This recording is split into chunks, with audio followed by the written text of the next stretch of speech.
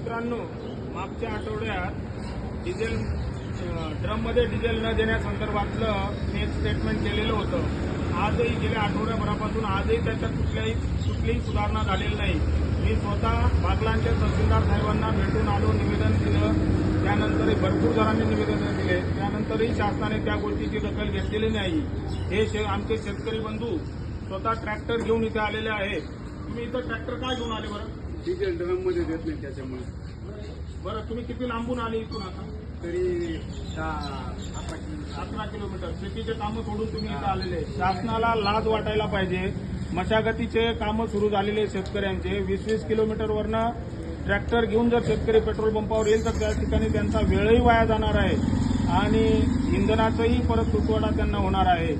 तर शासनाने निर्लज्जपणा सोडून शेतकऱ्यांसाठी कुठेतरी खंबीरपणे उभं राहिलं पाहिजे मित्रांनो.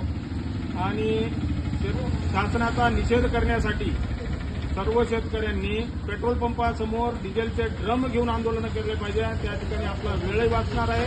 मित्र, आपण जो वेळ देतो आपल्या शेतात आणि ह्या येण्या जाण्याच्या याच्याऐवजी जर आपण 10% वेळ या कामासाठी दिला तर आयुष्यभरासाठी आपल्याला या कटकटीतून कायमची मुक्तता मिळणार आहे.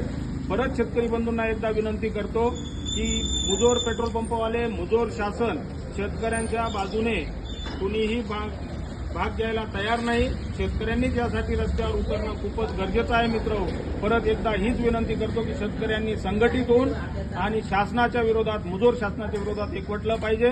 यांचा घोडे बाजार, यांच्या जमिनी, यांचा शक्तीपीठ महामार्ग या गोष्टींकडे यांचं जास्त लक्ष लागून राहिलेलं आहे.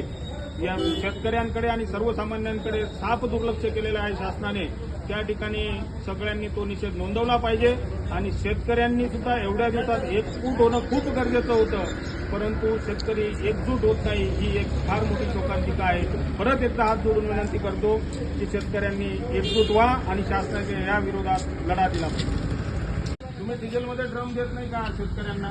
का नाही देत? शासनाची परवानगीच नाही साहेब. तुम्ही काही अर्ज वगैरे नाही केले का? तुम्हाला लोकल केलेले शेतकरी साहेब आणि तहसीलदारकडे अर्ज केलेले. त्यांची काही रिपोर्ट आला नाही.